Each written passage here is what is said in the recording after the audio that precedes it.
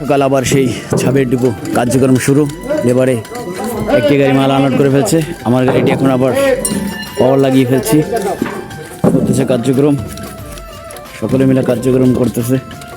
গাছ টাছ রেডি করে জকটক নামায় পাওয়ার টাওয়ার লাগাইয়া এখন দীর্ঘদিন পরে আমার সেই পুরনো বডিটা আবার লাগিয়ে ফেললাম আমার গাড়ির সাথে।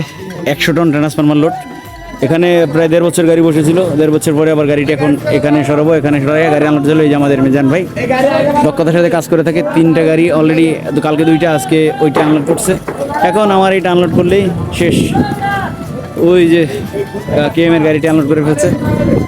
আসলে কার্যক্রম যেখানে কার্যক্রম সেখানেই আমরা ফেনী এরিয়া সার্ভিস সবসময় দক্ষতার সাথে কাজ করে থাকে।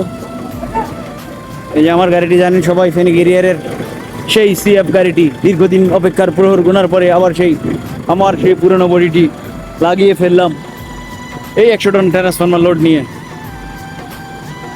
Sub depot.